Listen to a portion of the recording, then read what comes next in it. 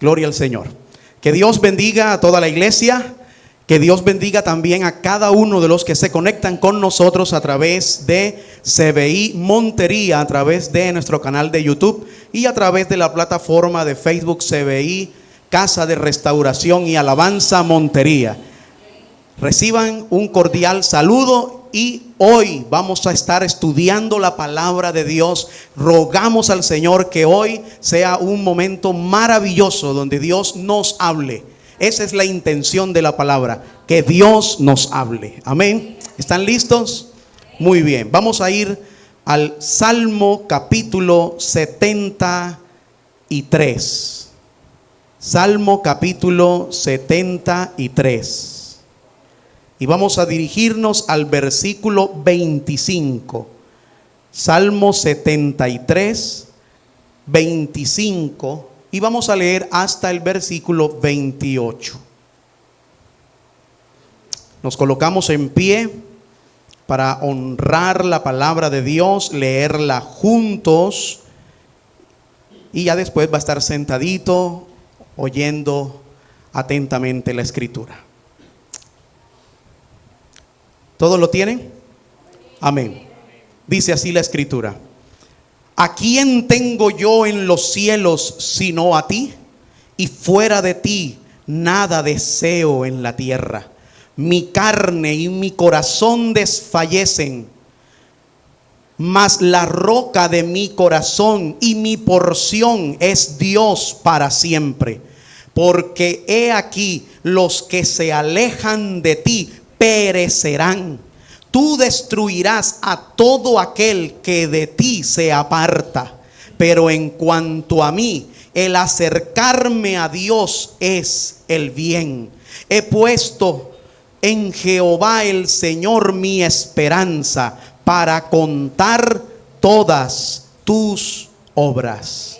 Amén. Ore conmigo. Amado Dios, te damos gracias por este momento, por este tiempo donde nos vamos a sumergir en tu palabra. Señor, permite que tu palabra, Señor, inunde cada espacio de nuestro ser, Señor, y que seas tú, Señor, hablándonos a nuestro corazón, lo que nuestra alma necesita. Edifícanos, consuélanos, instrúyenos, exhórtanos, Señor, y que tu palabra produzca el efecto por la cual tú la enviaste, Señor. Que salgamos de este lugar renovados, Señor, en ti, y ardiendo nuestro corazón por tu palabra, Señor, y por amor hacia ti. Te damos gracias en el nombre de Cristo Jesús. Amén y amén. Tome asiento. La palabra de hoy la he titulado El síndrome de Fausto. El síndrome de Fausto. Y el título de esta palabra se deriva de una obra literaria muy famosa, realizada originalmente por un escritor británico llamado Christopher Marlowe. La obra trata de un doctor en teología, contemporáneo de William Shakespeare, que se llamaba Fausto, y quien en su caminar de la vida en algún momento se topó con el ocultismo y empezó a adentrarse en el ocultismo. El corazón de Fausto comienza a ser consumido por el amor a los conocimientos terrenales, a la fama, a la fortuna que acompañan todo este escenario de éxito que da el mundo.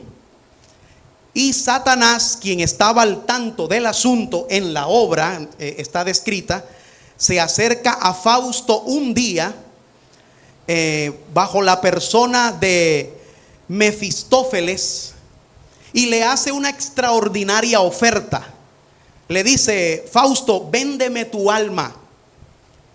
Véndeme tu alma para llevármela para la eternidad, y te concederé todos los deseos terrenales que tú quieras. Por un tiempo Fausto debate y lucha muy fuertemente con esta situación, estos pensamientos. Pero su amor por las cosas pasajeras de este mundo era más grande que su amor por Dios. Y al final acepta la oferta y vende su alma a Satanás, a Mefistófeles, como lo llama la obra literaria. Y como alguien dijo, racionalizó demasiado con la tentación en vez de huir de ella. Y para deleite de Fausto, se da cuenta que el diablo cumple verdaderamente su palabra. Y Fausto se llena de conocimiento, de montones de riquezas, de fama, de dinero, a borbotones, de mujeres que lo asediaban. Y entonces todo esto empezó a llenar la vida de Fausto. Pero al transcurrir el tiempo, Fausto olvida el trato y Satanás viene a cobrar su deuda. Y qué dolor. Fausto se da cuenta que ha hecho el peor negocio de su vida. El peor. Pues reconoce la locura de haber cambiado los placeres eternos por los placeres temporales. Reconoce haber rechazado un manantial de agua viva por una cisterna agrietada. Pero ya era demasiado tarde. No había vuelta atrás. Es interesante ver cómo este mito expone de manera magistral lo que en el corazón de las personas de nuestra era y de las personas de todos los tiempos ha habido. No solo del incrédulo, increíblemente también en el corazón del creyente. Por naturaleza corrupta, muchas veces estamos dispuestos en nuestros corazones a cambiar los placeres eternos por aquellos que son menos duraderos, que no son perdurables. Hemos tomado realmente el Salmo 73, lo he tomado justamente por algo muy especial que yo quiero que usted analice conmigo. El pasaje central de este mensaje, el Salmo 73, expresa también una lucha de un corazón que por un momento amó a Dios o ama a Dios, pero que empezó a mirar hacia afuera, hacia los placeres que ofrece el mundo. Y ahora vamos a hacer una relación completamente histórica y expositiva acerca de este pasaje. Y lo voy a hacer a través de 3 puntos generales y unas aplicaciones concluyentes. El primer punto que vamos a explicar del pasaje mismo, vamos a hacer una introducción en el pasaje, lo que llamamos una exégesis del mismo pasaje inicial. Vamos en el segundo punto a explicar el síndrome de Fausto, vamos a describirlo, y vamos en el tercer punto a proponer la cura para el síndrome de Fausto. Vamos a entrar en lo primero, la explicación del pasaje. El autor de este pasaje que nosotros acabamos de leer juntos al principio, lo escribe un levita llamado Asaf, quien fue nombrado por Dios a través de David como el director de la alabanza del tabernáculo. Eso lo podemos encontrar en 1 de Crónicas 16, 1 al 7, dentro de la descripción de todos los que se colocan en el tabernáculo, de los que David coloca. Uno de ellos era Asaf. Además de este Salmo 73, Asaf también escribió otros salmos, como lo es el Salmo 50 y el Salmo 83. Y cuando estudiamos el pasaje vemos claramente que el salmista estaba atravesando una situación espiritual muy difícil, bastante. Las palabras del verso 2 describen esa situación en la que se encontraba. Léalo conmigo. Salmo 73, 2. Vamos a leer el contexto de lo que leímos nosotros. Dice, en cuanto a mí, casi se deslizaron mis pies, por poco resbalaron mis pasos. Si usted coloca un análisis a ese pasaje, está diciendo, casi me vuelvo atrás. Casi dejo de ser lo que soy. Casi dejo mi llamamiento. Casi dejo mi fe. Y eso expresa algo, ilustra una situación bastante delicada. Era tan grave la situación espiritual de este salmista que en esta ocasión estuvo al borde de la apostasía. Todos saben lo que es una apostasía. Apostasía es estar en el Señor y volver atrás, volverse enemigo de Dios después de haber estado en las filas de Dios. Un apóstata es el peor de los traidores. Un apóstata es aquel a quien el Señor no considera digno, porque la palabra dice, aquel que tomando el arado, que coloca sus pies en el arado, pero mira hacia atrás, no es digno de ser mi discípulo. Sus manos en el arado, perdón. Aquel que coloca sus manos en el arado no es, y mira hacia atrás, no es digno de mí, dijo el Señor. El versículo 13, mire lo que expresa Asaf. Dice, verdaderamente en vano he limpiado mi corazón. Mire eso. Y lavado mis manos en inocencia. Esas palabras son tan descriptivas como alguien cuando dice, yo en vano estoy siendo fiel a Dios. ¿Para qué vivo una vida de santidad si no me sirve de nada? ¿Para qué me guardo de los placeres? ¿Para qué voy a la iglesia si esto no me sirve de nada? Eso estaba expresando él. Y el análisis de la situación lo vamos a comprender en varios aspectos. Lo vamos a hacer a nivel de preguntas, respondiendo preguntas, como se hacen las exégesis verdaderas. ¿Qué sucedió al salmista que lo llevó a esta situación? Así. ¿Qué sucedió al salmista que lo llevó a esta situación? Eso es una pregunta que debemos considerar. Mire bien. Él está expresando, casi se deslizaron mis pies. El deslizarse aquí tiene que ver con la aceptación de la conducta del impío, el cual es descrito en los versos sucesivos que vamos a estar mirando. La duda podría llegar a eso.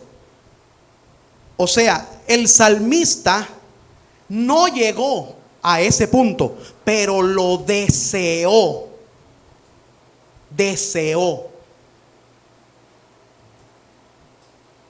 ¿Por qué casi deslizó sus pies? ¿Por qué casi deslizaron sus pies? Lo dice la palabra claramente en el versículo 3. El versículo 3 dice, porque tuve envidia de los arrogantes, viendo la prosperidad de los impíos. O sea, lo que el salmista está diciendo es que aquello que hizo que casi resbalara y tropezara y abandonara su fe era observar cómo el impío que no tiene a Dios se llenaba de riquezas y aparente felicidad en este mundo, y él se miraba en sufrimiento y él decía, yo guardo mi vida para Dios, estoy en sufrimiento, y este que no teme a Dios, lo veo yo en su esplendor de su fama, de su riqueza. Si acaso yo manejo una bicicleta y sí, en tremendas camionetas, y el que sirve a Dios soy yo, el que teme a Dios soy yo, y no entiendo por qué no está en la bicicleta y yo no estoy en la camioneta. Él no entendía eso. Él no entendía esto. Entonces dice que tuvo ¿qué? Envidia. Tuvo envidia. La envidia es un sentimiento de disgusto, de pesar por el bien ajeno. o por creer que otra persona goza de más privilegios que uno. Pero es necesario entender algo: para que exista la envidia debe haber codicia previamente. No puede existir la envidia sin la codicia, porque es la codicia lo que impulsa la envidia. Si yo no tengo deseo de tener las cosas que otro tiene, entonces no me va a afectar el bicho de la envidia. Pero cuando el otro tiene algo que yo deseo, entonces es allí donde la envidia puede surgir. Ahora, este sentimiento de querer lo ajeno viene porque deseamos de una manera desmedida algo que el prójimo tiene que yo no tengo. Así que detrás de su envidia estaba la codicia de su corazón, de algo que consideraba necesario para él estar feliz o satisfecho. Ya vamos entendiendo un poquito, ¿verdad? Ahora, ¿de quién tuvo envidia? Exactamente. De los arrogantes y del impío. Porque tuve envidia de los arrogantes, viendo la prosperidad de los impíos. Mire, la palabra pío, para el que no lo sabe, oye, no es lo que hace el pollito cuando se comunica con otro. Pío significa piadoso, pío significa creyente. Por lo tanto, la palabra impío significa no creyente o incrédulo. Se trata de una persona que es atea en la práctica misma. Es decir, vive sin tomar en cuenta a Dios. Vive sin tomar en cuenta a Dios. El salmista le llama también arrogantes. Es decir, una persona orgullosa, con un concepto elevado de sí mismo. Yo creo que muchos aquí nos hemos topado con personas arrogantes que cuando hablamos con ellos y ellos creen que tienen mucho, todo lo que brota por sus labios es alabanza para sí mismo. Yo hice, yo aquello, ¿verdad? Es que a mí nadie me echa cuento. Yo sí comprendía, yo todo eso lo entiendo. Ellos se creen más de lo que realmente son. Son orgullosos. El impío es arrogante, pues pretende vivir de manera autosuficiente. El impío vive de una forma antropocéntrica. ¿Qué quiere decir? ¿Eso con qué se come? Antropocéntrico. Antropos, hombre, céntrico, centrado en el hombre. Antropocéntrico quiere decir que todo el centro de su vida son ellos mismos. Ahora, no solo esto, con sus palabras y su forma de vida, estos impíos se burlan de Dios. Se burlan de Dios. Mire lo que dice, léalo conmigo, capítulo 8 y 9. Versículo 8 y 9. Estamos en el capítulo 73, versículo 8 y 9. Cuando lo tengan me dicen amén. Muy bien.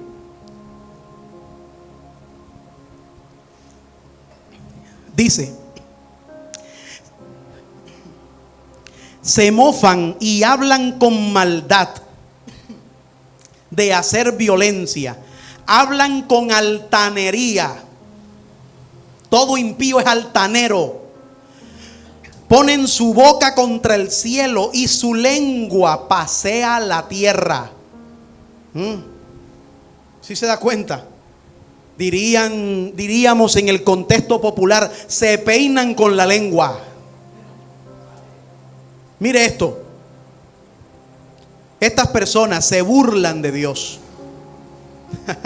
Y paradójicamente, fue de estas personas de las que el salmista Asaf tuvo envidia. Tuvo envidia. Ahora, ¿de qué tuvo envidia el salmista? ¿Qué fue aquello que el salmista vio, que deseó profundamente en su corazón? ¿Qué cosa vio el salmista que entendió que era necesario para su propia satisfacción el tener eso que ellos tenían? Pues bueno, aquí lo dice, viendo la prosperidad de ellos. ¿Viendo qué? Versículo 3, tuvo envidia, viendo la prosperidad de los impíos.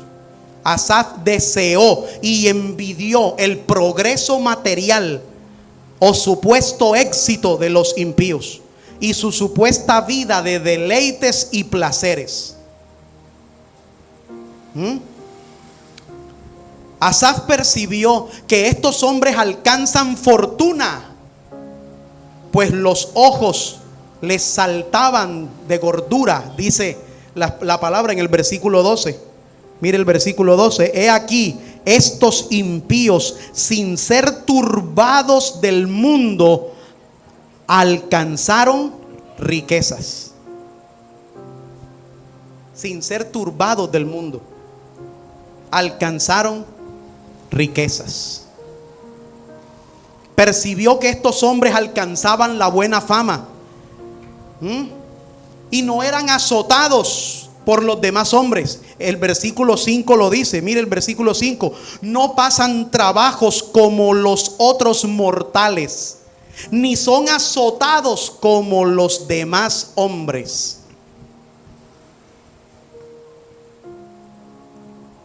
Imagínese una persona menospreciada, que no la dejan entrar,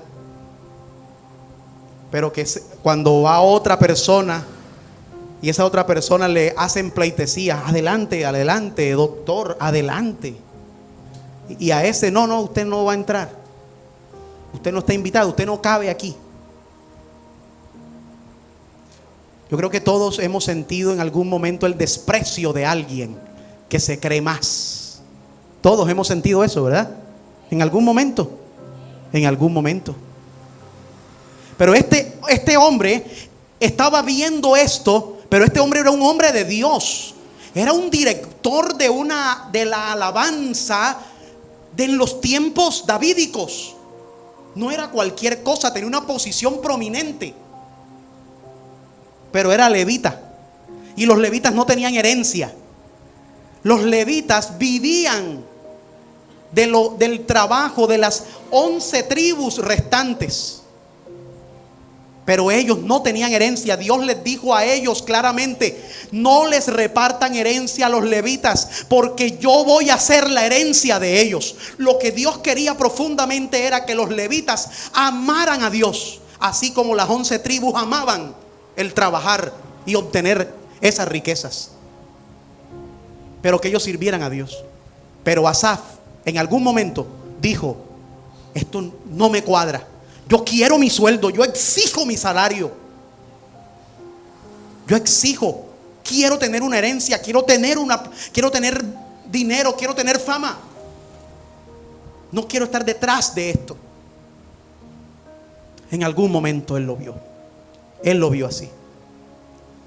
Percibió que estos hombres se burlaban de Dios y aparentemente gozaban de vida, mientras los temerosos eran menospreciados y sufrían toda clase de tribulaciones. Entonces, ¿qué clase de vida es esta?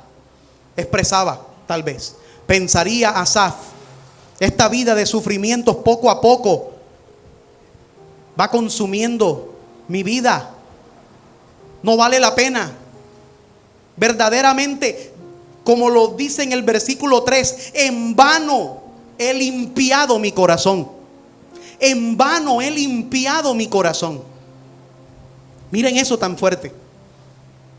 O sea, se estaba arrepintiendo de la santidad que él vivía. Ahora, ¿cuál fue el resultado de esto? El resultado, versículo versículo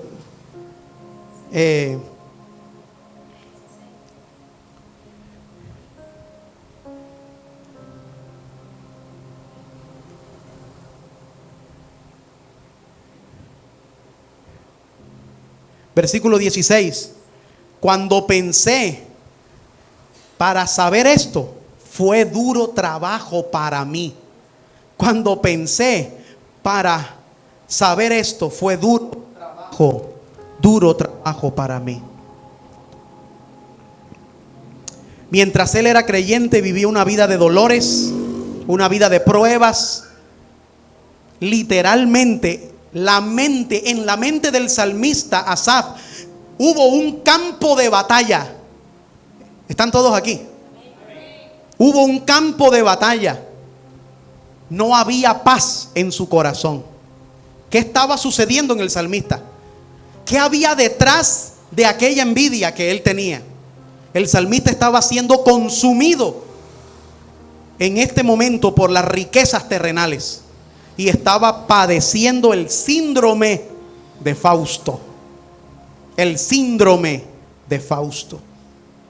Y esto nos lleva al siguiente punto. ¿Qué es el síndrome de Fausto? Vamos a mirar. Antes de definir qué es el síndrome de Fausto, es necesario entender lo que significa síndrome. La palabra síndrome es un término clínico que indica una serie de síntomas característicos de una enfermedad. Eso es un síndrome. Hemos adoptado este término clínico de síndrome para referirnos a una condición espiritual específica que no necesariamente es percibida por los demás. No se puede percibir por los demás. ¿En qué consiste tal condición entonces? Vamos a notar que en este momento específico de la vida de Asaf, consideró las cosas que poseían los incrédulos mucho más atractivas que Dios mismo. Óigame eso, mucho más atractivas que Dios mismo. Las consideró tan atractivas que llegó a codiciar y a envidiar esas cosas. Tuve envidia de los arrogantes y de los hombres impíos, de la prosperidad de los impíos. En este momento sombrío de la vida de Asaf, él concluyó que estaba viviendo una vida de miseria, mientras se perdía lo que realmente daba satisfacción plena y duradera al corazón. Eso es lo que él pensaba. Esta enfermedad sacudió al salmista de tal manera que llegó a considerar la verdadera fe como una verdadera perdedera de tiempo.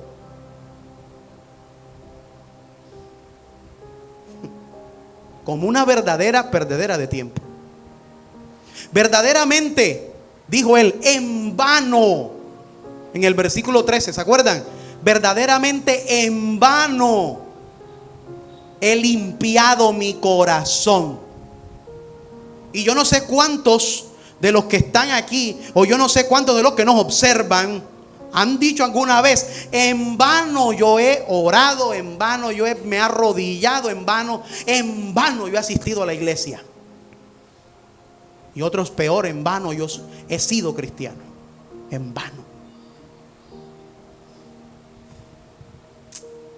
Mire esto. Es importante observar que las manifestaciones de este síndrome no llegaron a exteriorizarse. Óigame bien, nunca llegaron a exteriorizarse. No se conoce en la historia de la vida de Asaf una caída profunda que lo haya amenazado diciendo: Asaf dejó, apostató, abandonó al Señor. No, todo esto era una situación que estaba solamente pasando ¿dónde? Dentro, internamente. Y consideremos eso. Óigame bien. El campo de batalla se quedó solamente en su corazón y en su mente. Él sencillamente deseaba en su interior poseer lo que los impíos poseen y vivir como los impíos viven, porque vio en ello más valor que vivir una vida teocéntrica. Teocéntrica. ¿Qué significa teocéntrico? Centrado en Dios. Sí, Señor. Debemos entonces entender, amados hermanos, que esto es algo serio. Esto es algo serio. Dios considera esto como una traición. Dios considera eso como una traición. Es más, lo considera como adulterio espiritual. A esto se refiere Santiago 4:4. Vaya, léalo conmigo. Santiago 4:4.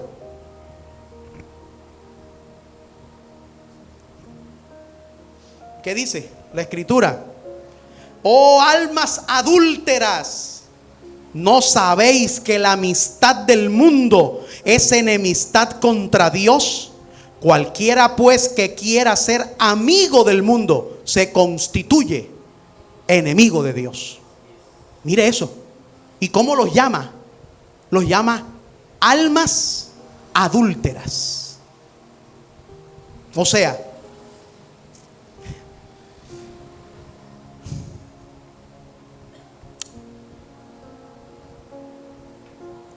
eso expresa la condición de muchas personas que tienen una batalla interna, aunque por fuera no se percibe eso.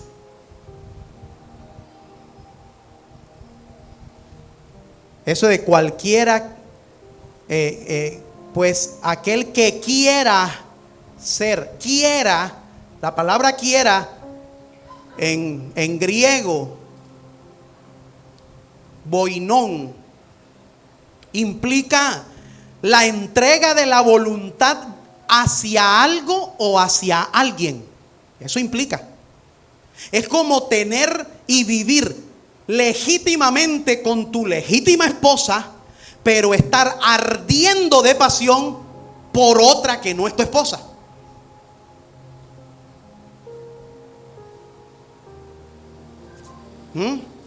Eso es adulterio. Por otro lado, mire, Jeremías expresó en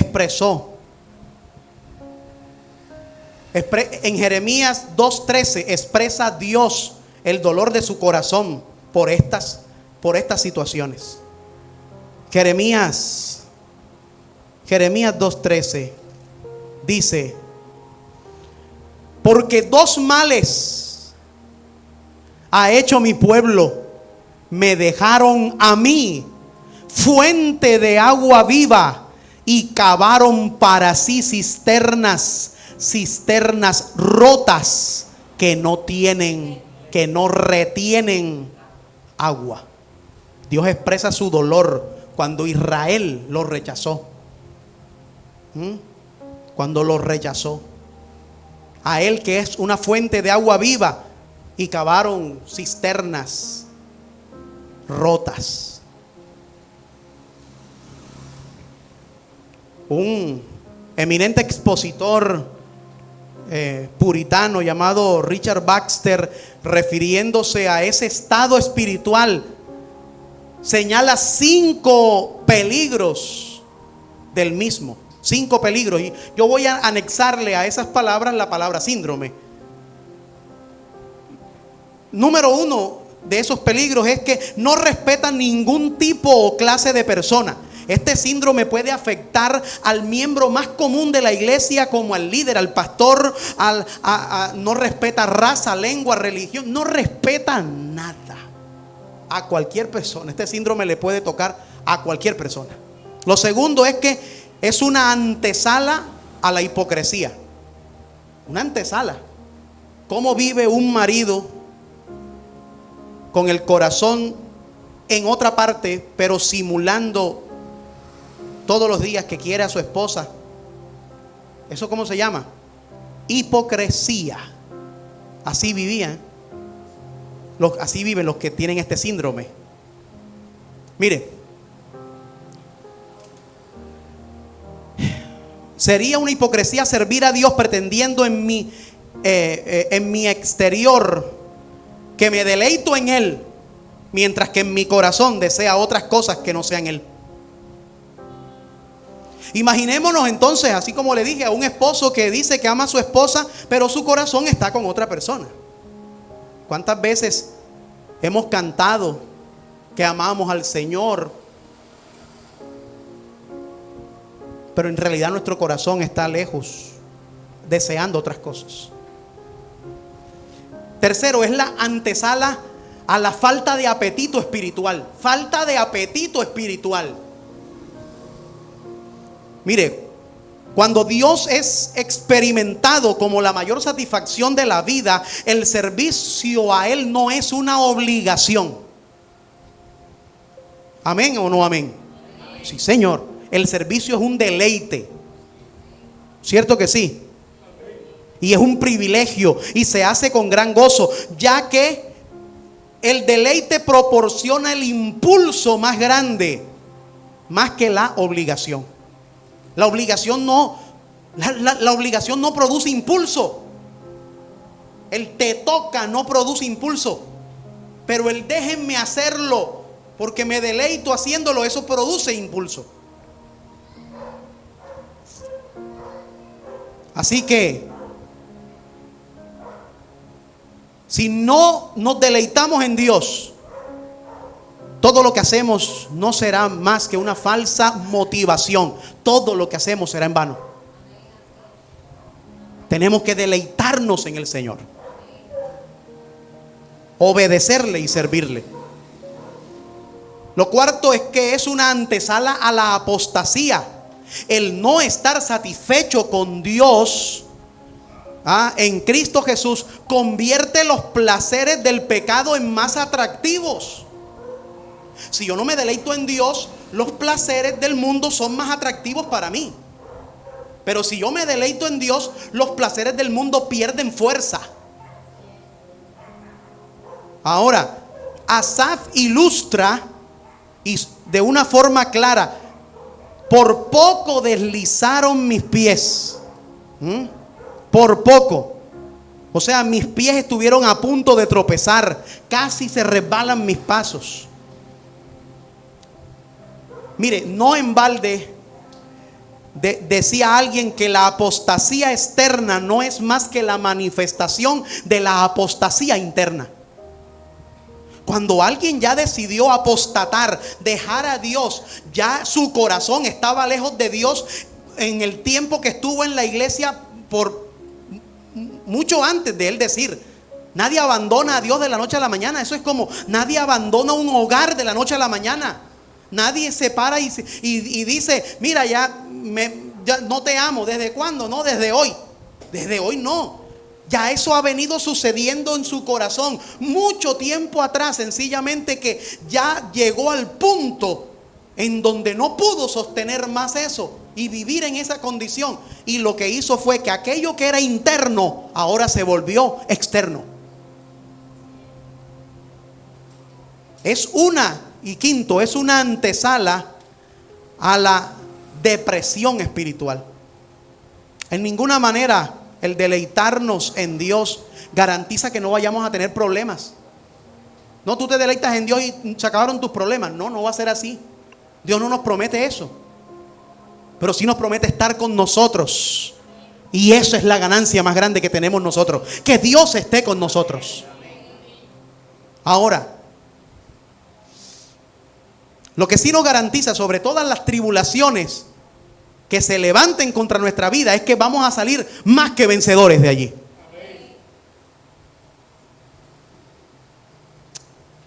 Mire, vamos a mirar lo tercero, lo segundo, y es el síndrome. Lo tercero, el síndrome de Fausto. La cura del síndrome de Fausto.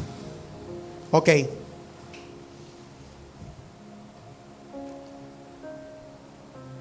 Este síndrome no solo es equivocado y peligroso, también es irracional.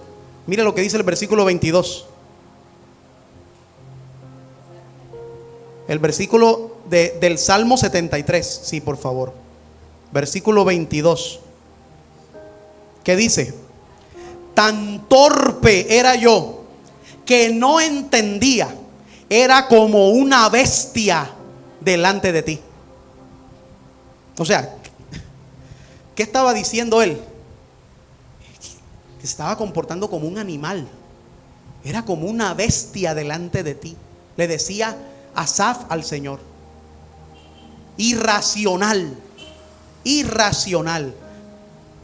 Es tan irracional como dejar de beber agua de un manantial cristalino para meterse a beber agua que brota de la alcantarilla. Hay que estar loco para eso. ¿Qué era lo que Asaf no entendía en esta enfermedad espiritual? Bueno, no entendía el trágico fin de los hombres. Eso no lo entendía. La gente que anhelan mucho hacia afuera cosas que otros tienen y dicen, ¿para qué sigo a Dios? ¿Sabe qué es lo primero que no entienden? Lo que no entienden es el final de las personas que en su impiedad logran cosas. Eso él no lo entendía. Mire, dice el versículo 17, dice, versículo 17 del Salmo 73. Hasta que entrando en el santuario de Dios comprendí el fin de ellos. Pero ¿dónde comprendió el fin de ellos? Entrando en el santuario de Dios. Una persona desconectada de Dios no puede mirar ni reflexionar estas cosas. Una persona alejada de Dios mira y menosprecia las cosas de Dios y anhela las cosas que no son de Dios.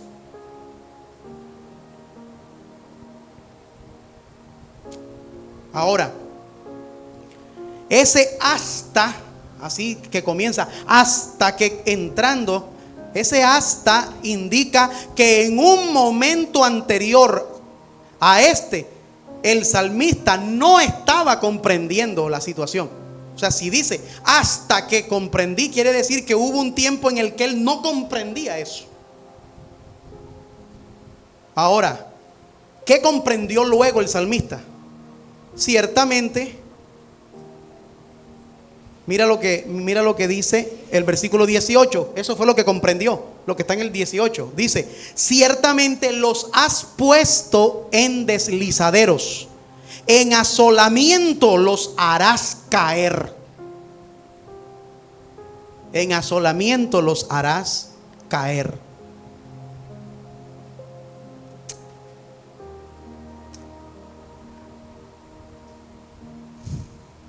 Estos hombres aparentemente disfrutan de la vida, pero la cruda realidad es que se dirigen a su propia destrucción. Y a mí me asombra muchísimo, porque los que son más atrapados por estas seducciones del mundo son los niños y los jóvenes. Hay algunos viejos, sí, que se anclaron en la juventud, pero los niños y los jóvenes son muy dados a eso. Buscan lo que está de moda. Colocan a las personas que les venden una imagen. ¿Tú sabes cuántos jóvenes están engañados porque detrás de una pantalla ellos miran una ilusión de personas que lo que ven es joya, baile, Hammer atrás, ven mujeres que van con 2 y 3 mujeres, que ven a las chicas que van muy vestidas, seduciendo y paralizando el tráfico, y que creen que eso son felicidad, porque van viendo cómo ellos hacen viajes y hoy están en Londres y mañana están en París, y después se toman una foto en la Torre Eiffel, pero a la semana siguiente están tomándose una foto en Nueva York y dicen, wow, qué vida. Ellos creen que eso es una vida.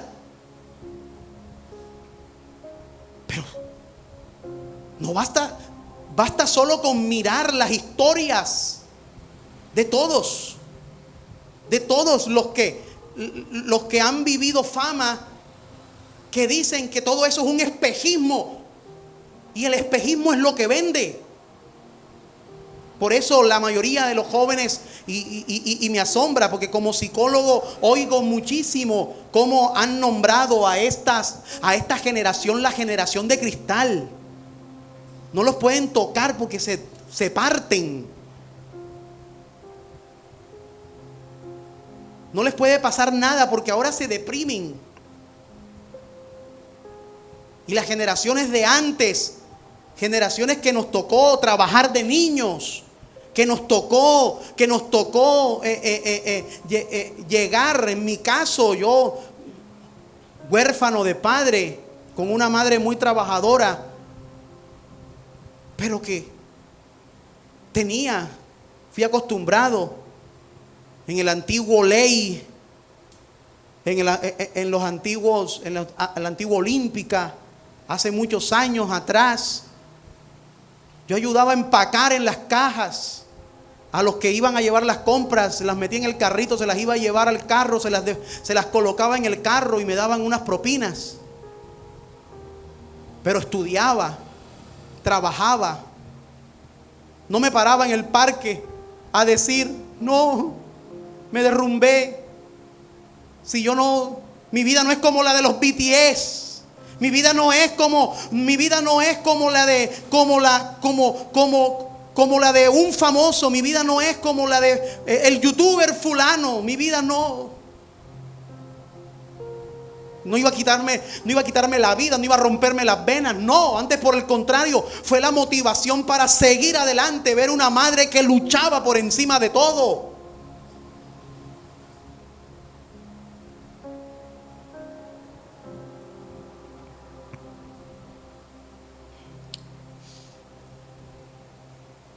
Ahora aquí está el salmista diciendo, como hierba serán pronto cortados. Así lo expresa el Salmo 37:2. Como hierba serán pronto cortados. Mire, no entendía también el salmista que lo que el mundo ofrece es una vana ilusión. Pasa rápido, no satisface. No entendía que tratar de llenar el corazón de estas cosas era como tratar de llenar un vaso de agua con el fondo roto, con un hueco. Nunca se acaba de llenar. Y eso es lo que pasa. Le pasó, todos sabemos y lo he mencionado, tuvimos un hombre que le dio una cara malísima a Colombia con el asunto del narcotráfico. Y él, parado en una montaña un día con sus primos, dijo, yo me pego un tiro si de aquí a un año no tengo $1,000,000. Y tomó y se llenó de plata. Y el asunto de todos ellos era eso, que nunca se satisfacían. Porque el que quiere 10 quiere después 20, el que quiere 20 quiere después 50, el que quiere 50 quiere 100. Nunca acaba. Por eso es la trampa de la droga. La trampa de la droga es solo un sorbo, pero después el sorbo te lleva a 2 sorbos y después el 2 sorbos te llevan a 3. Y cuando vienes a ver, viene entonces el colapso. La trampa de la droga, ¿cuál es?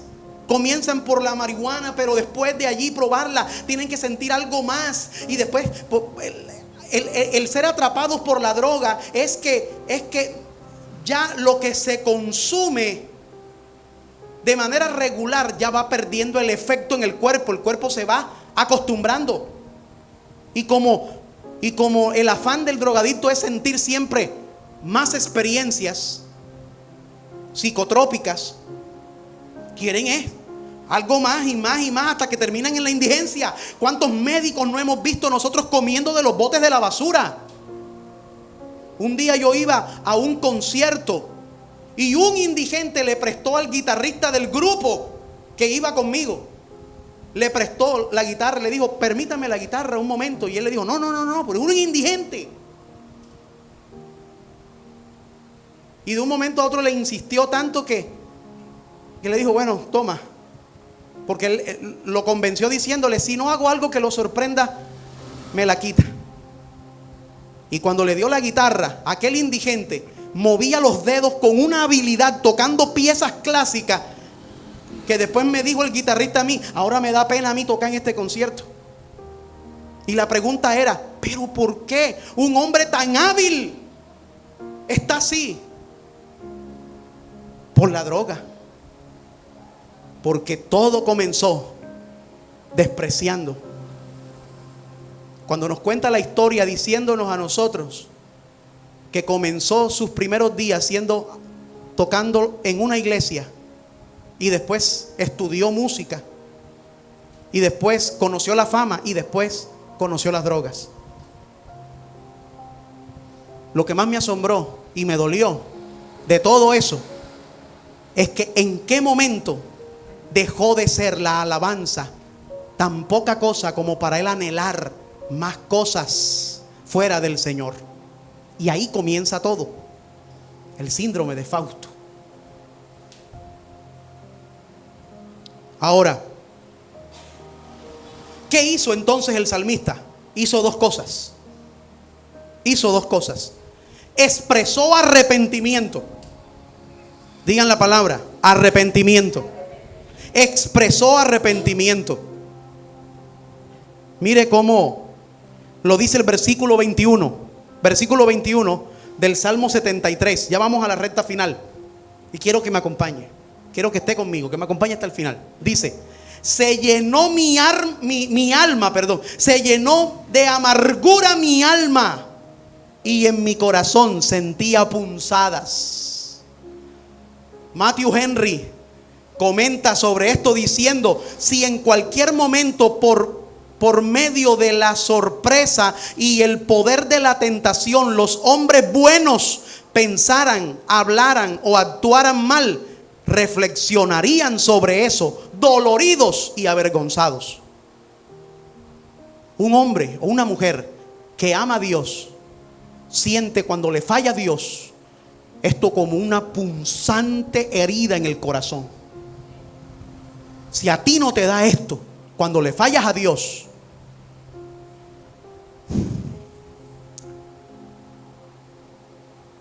revísate profundamente. Revísate. Ahora mire, lo segundo es que levantó sus ojos y recordó a su alma quién es la fuente del verdadero placer. Y allí viene el versículo 25 donde nosotros comenzamos. Lo segundo que él hizo fue exclamar: ¿a quién tengo yo en los cielos sino a ti? Fuera de ti no tengo nada, y nada deseo en la tierra. Mi carne y mi corazón desfallecieron, mas la roca de mi corazón y mi porción es Dios para siempre.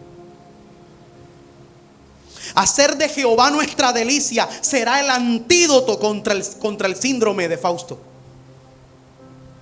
Sobre esto decía también Richard Baxter: deleitarse en Dios y en su palabra y en sus caminos es la flor de la vida de la verdadera religión.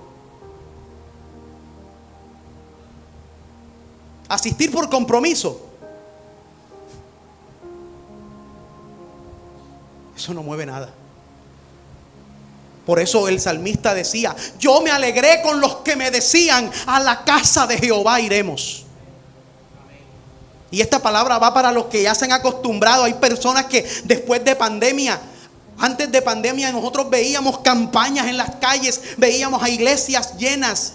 Después de pandemia se acostumbraron muchos ahora a hacer iglesias online. No van a la iglesia una vez al mes, una vez cada 2 meses, pero se sientan en el televisor a oír la palabra solamente y creen que no es necesario.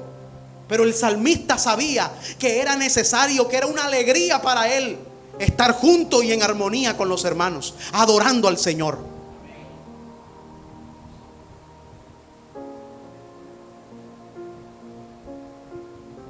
Ahora miren esto. Lean conmigo Hebreos por un momento. Y miren algo maravilloso. Hebreos 11:6. Hebreos 11:6 nos dice: pero sin fe es imposible agradar a Dios, porque es necesario que el que se acerca a Dios crea que le hay y que es galardonador de los que le buscan. Ahora, ¿por qué? ¿Qué tenemos que tener? Fe. Pero a mí me asombra algo de los pasajes de los versículos 24 al 27 del mismo Hebreos 24 al 27. Dice: por la fe Moisés, hecho ya grande, rehusó llamarse hijo de la hija del faraón, escogiendo antes ser maltratado con el pueblo de Dios que gozar de los deleites temporales del pecado. Versículo 26: teniendo por mayores riquezas el vituperio de Cristo que los tesoros de los egipcios, porque tenía puesta la mirada en el galardón. Por la fe dejó a Egipto, no temiendo la ira del rey, porque se sostuvo como viendo al invisible. ¿A usted no le cobra un sentido maravilloso este pasaje? ¿Qué fue lo que movió a Moisés? Si Moisés lo tenía todo. Moisés pudo decir: yo me quedo aquí, si a mí me respetan, yo soy como uno más de los hijos del rey. Yo soy otro faraón más aquí. Pero él rehusó todo eso por la fe, por amor a Dios, escogiendo ser maltratado con los israelitas. Pero ¿sabes quién se fue con él cuando abandonó Egipto? Su Dios eterno. Su Dios eterno. Amén. Amén. Así que escojamos ahora también decir: Señor, fuera de ti nada deseo en la tierra. Fuera de ti. Si Dios nos dará mucho, que sea para gloria de Él y sepamos administrarlo para su gloria. Pero si Dios nos tiene en prueba, vivamos para Él. Apliquemos la palabra cuando dice la escritura: gozaos cuando os halléis en diversas pruebas. El gozo del Señor es nuestra fortaleza. Y no seamos como Eutico, que mientras Pablo predicaba, él se asomaba por la ventana a mirar lo que había fuera de la ventana. Así hay muchos dentro de la iglesia, pero mirando en el mundo y deseando, haciéndosele agua a la boca lo que allá en el mundo hacen, queriéndose pegarse el bailotazo con las canciones de los artistas anteriores. Cuando suena el vallenato y se acuerdan de las parrandas, dicen: ay, cómo sería una águila fría con esos amigos hablando cualquier babosada. Bailando con aquella chica, saliendo con un pie en la iglesia, con los pies en la iglesia, sentado en la iglesia, pero con su corazón en el mundo. Y por eso dice Dios: oh almas adúlteras, porque Dios fija los ojos en nosotros. Y Dios, cuando estamos en Él, en la iglesia, en sus caminos, Él está pesando nuestros corazones. Qué lindo que Él encuentre una esposa que no lo vende, una esposa que lo ama, una esposa que puede decir y puede revisarla por dentro, y Él, que conoce todo, puede decir: está aquí en su cuerpo y está aquí en su corazón. Es mía. Somos la esposa de Cristo Jesús. La iglesia es la esposa de Cristo Jesús. Si tú has vivido eso, arrepiéntete. Arrepiéntete. Ora al Señor, aflige tu alma, dile a Dios: Señor, perdóname. Y si has orado y todavía no ha funcionado, todavía no te ha llegado esa motivación, es el momento entonces que apliques el Salmo 40. Pacientemente esperé a Jehová y Él se inclinó a mí y oyó mi clamor y me hizo sacar del pozo de la desesperación. Hazlo pacientemente. Y para los amigos, los que nos miran, que no son cristianos, que tal vez aguantaron todo este tiempo la palabra y se quedaron conectados y quedaron allí, a ustedes les digo: el mundo no te va a satisfacer, porque en tu corazón solamente hay una medida, tienes solamente el tamaño de Dios. No hay nada que pueda llenar tu corazón salvo Dios. Y le puedes llenar con mujeres, lo puedes llenar con trago, lo puedes llenar con placeres, con dinero, puedes llenarlo con títulos, puedes llenarlo con lo que tú quieras. Al final del día, solo será tu corazón una cisterna rota que nunca va a ser llenada. Siempre vas a tener un vacío en tu corazón, excepto cuando lo llenas con Dios. Es allí donde nosotros tenemos la verdadera dicha y felicidad. Coloquémonos en pie.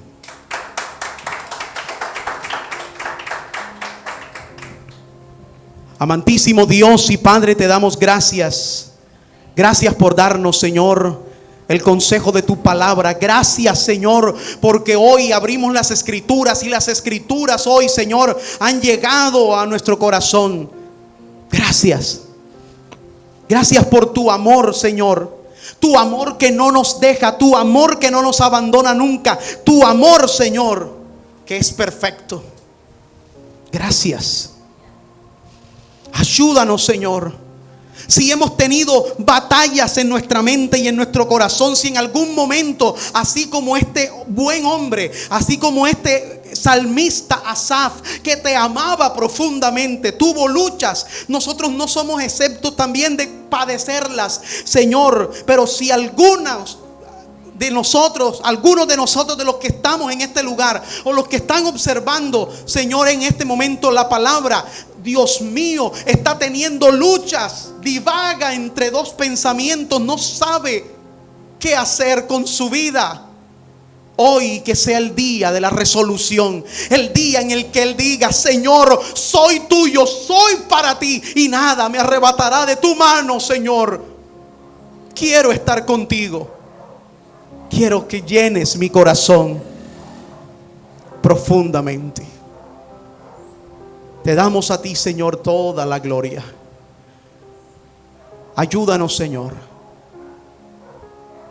a curarnos del síndrome de Fausto. Y aquellos, Señor, que no lo están padeciendo, ayúdanos, Dios mío, a que nunca caigamos en esta condición. Queremos amarte por siempre. Te damos a ti toda la gloria, Señor, y toda la honra, en el nombre de Cristo Jesús. Amén, Dios. Y amén.